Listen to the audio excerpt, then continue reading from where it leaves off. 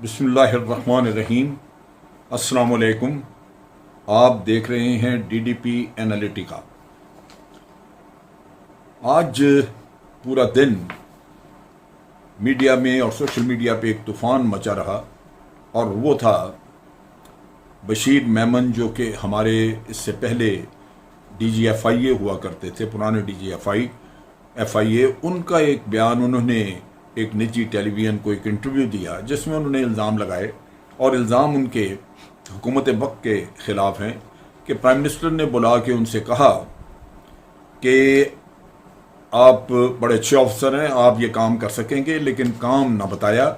और उसके बाद बैरिस्टर शहजाद अकबर के कमरे में गए, आज़म खान साथ थे, और वहाँ जाके बात हुई कि ये केस आपने बनाना है जस्टिस काजी फायज़ ईसा साहब के ख़िलाफ़, और वो मनी लॉन्ड्रिंग का केस है, आप इसके बारे में करें। और ये फिर बाद में वो जो हमारे वज़ीर कानून हैं फ़रूक नसीम साहब, उनके कमरे में भी जाके बात हुई और उन्होंने कहा कि भाई आप केस बनाओ और मैं अदालत में लड़ूंगा।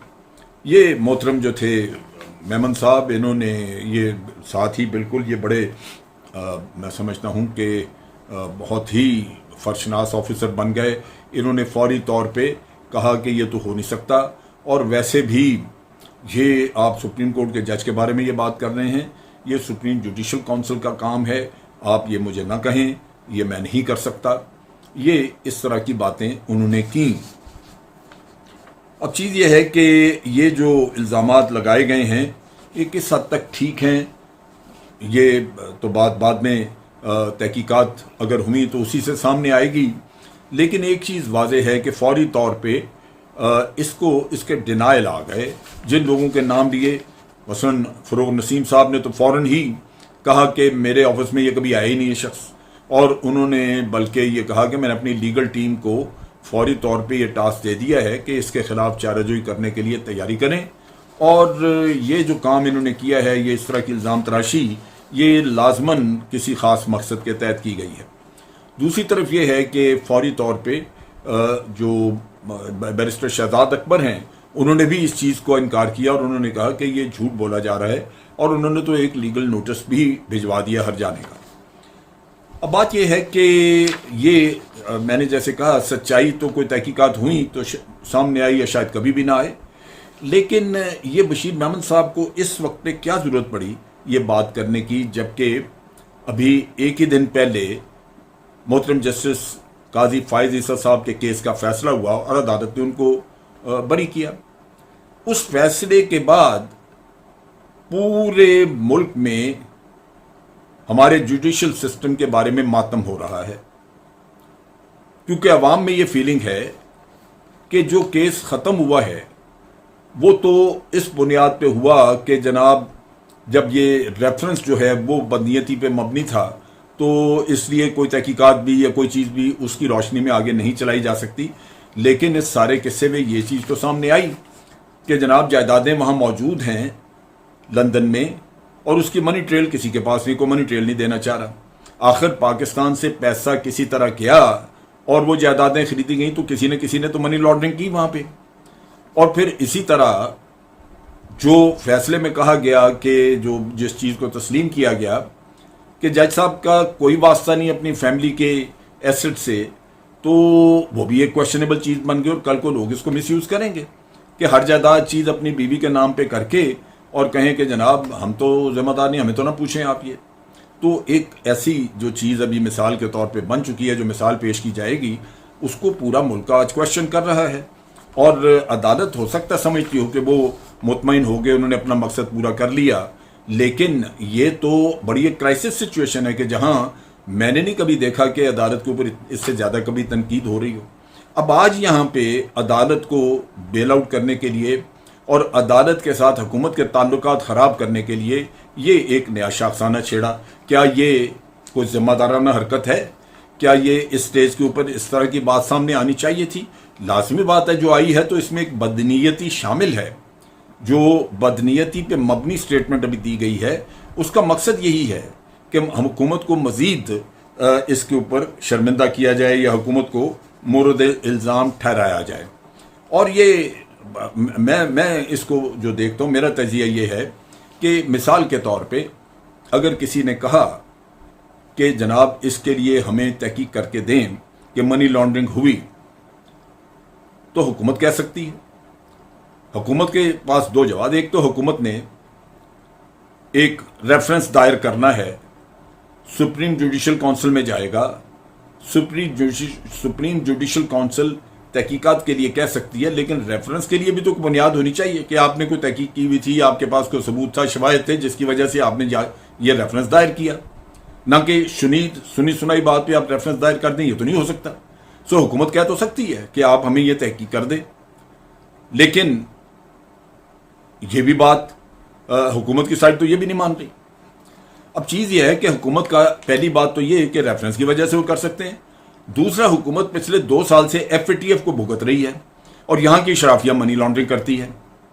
वो जज हों, कोई और ऑफिसर्स हों, हुकूमती लोग हों, या इससे पहले हुकूमत के लोग हों, या सियासी लीडर हों, वो धड़ाधड़ अपनी मनी लॉन्ड्रिंग, ऐसे तो नहीं जायदादें बनी बाहर, दुबई में जायदादें बनी हैं, पूरे यूरोप में जायदादें बनी हुई हैं, फ्रांस में आपके चैटोज हैं, बहुत कुछ है दुनिया का। आखिर वो जो 240 नाम पानामा की लिस्ट में आए थे वो भी तो यही लोग थे, और पूरा मुल्क जलील होता रहे FATF के हाथों और आपको ग्रे लिस्ट से को बाहर ना आने दे, और अशराफिया मनी लॉन्ड्रिंग करता रहे और उनसे कहा जाएगा जी आपसे पूछा भी नहीं जा सकता। तो ये तो बड़ा अजीब सा किस्सा मुझे नजर आता है। लेकिन बहर सूरत बशीर मेमन साहब का जहां तक ताल्लुक है, उनका अपनी गवर्नमेंट के साथ, पाकिस्तान हुकूमत पाकिस्तान के साथ या इस PTI की गवर्नमेंट के साथ एक नाराजगी का मसला था। वो 2-3 चीजों पे हुई। पहली बात तो ये, जज अरशद मलिक का आपको याद है वो फौत हो चुके हैं, उन्होंने एफिडेविट भी दिया था और एक कंप्लेंट भी दर्ज कराई थी कि मेरे ऊपर एक जाली वीडियो बनाई गई है जो कि PMLN ने बनवाई है, और उसमें उन्होंने कहा था कि ये मेरे पास आते जाते थे नासिर जंजुआ, नासिर भट्ट और कुछ और लोग, उनके नाम दिए हुए थे, और इन्होंने वीडियो बनाई और उसने पूरी एफिडेविट में अपनी तहकीक, अपनी सारी शिकायत बताई भी थी। अब एफिडेविट जो है वो आप एक हल्फिया बयान है, कसम खा के देते हैं, बाकी जो बयानात आप सुनते रहे वो तो झूठ वगैरह और जो कुछ भी जिसका जी चाहा उसने कह दिया। अब ये FIA के पास तहकीक थी, अगर ये तहकीक ठीक होती और ये सामने आ जाता कि जज अरशद मलिक को ट्रैप किया गया और उससे ये वीडियो बना के एक इतराफ़ इस तरह का करवाया गया जिससे कि वो केस को बर्बाद करने की एक कोशिश थी, तो जज अरशद मलिक सुरखरू होता और मरियम नवाज या मियाँ नवाज शरीफ वगैरह इनके लिए मसाइल पैदा होते, क्योंकि थी तो उन्होंने हेरा फेरी की हुई थी। अब उनको बचाने के लिए मेमन साहब गालिबन उस वक्त सऊदी अरेबिया थे या कहीं बाहर थे, इन्होंने अपने ऑफिसर को प्रेशराइज किया कि ये जल्दी ख़त्म करो, और उसने नासिर जंजुआ वगैरह इन लोगों को बुलाया, पकड़ा, और फौरन ही अगले दिन सुबह जाके किसी तहकीक के बगैर अदालत में खड़े करके बरी करा दिया कि जी हमने तहकीक कर ली है, इन्होंने कुछ नहीं किया हुआ। वो वीडियो तो खुद ही बन गई थी। आप इमेजिन करें इस महकमे की करतूत और काम आप देखें कि अगर ये किसी के फेवर में करना चाहें तो जो जी चाहे कर दे।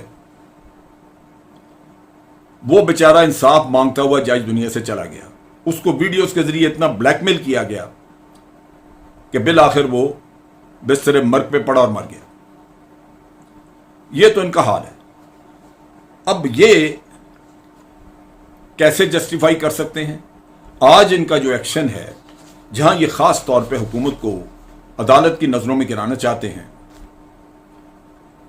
उस बदनीयती का सबूत वहां मौजूद है जो पनामा के मामले में उस एफिडेविट को जलील करने और ख़त्म करने के मामले में इन्होंने सर अंजाम दिया।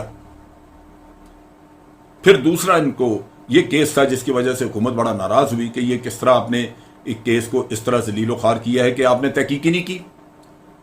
इधर लोगों को बुलाया रात को और अगले दिन सुबह जाके अदालत में कह दिया कि ये बरी कर दें इनको, ये कुछ भी नहीं इन्होंने किया हुआ। इतना शर्मनाक काम, ये आपकी FIA। और फिर इसके बाद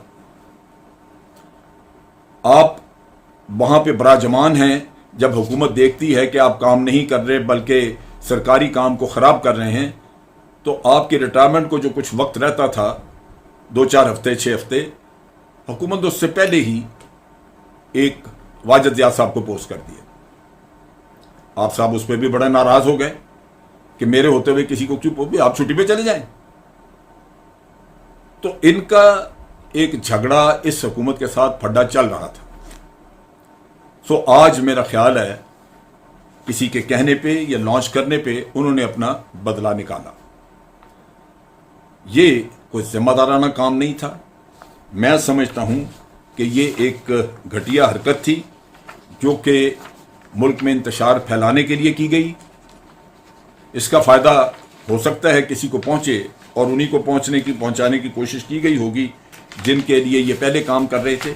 लेकिन मैं समझता हूं कि हुकूमत का फ़र्ज़ है कि वो ना सिर्फ सच्चाई सामने लेके आएँ बल्कि ऐसे हजरात को कैफ़रे किरदार तक पहुंचाएं जो मुल्क में इंतशार के ज़िम्मेदार हैं, जो सच्चाई को छुपाने के ज़िम्मेदार हैं, जो अपने मकासद के लिए, अपनी सोच के लिए, अपने ताल्लुकात के लिए हुकूमती निज़ाम को इस्तेमाल करते हैं। ये हुकूमत का फ़र्ज़ है अगर कोई सफाई करनी है, क्योंकि यहाँ पे हर दिन जो गुजरता है वो ये साबित करता है कि करप्ट माफिया इस रियासत से ज़्यादा मजबूत है।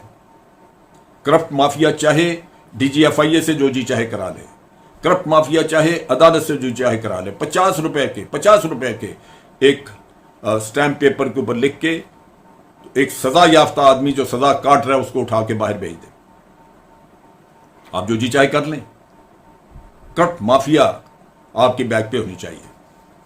और ये भी वो चीज़ है जो आज मुझे नज़र आई और मैंने ये मुनासिब समझा कि हकाइक जो मैं जानता हूँ वो मैं सामने रख दूँ। आज के लिए इतना ही। अफ़वाज पाकिस्तान जिंदाबाद, पाकिस्तान पाइंदाबाद।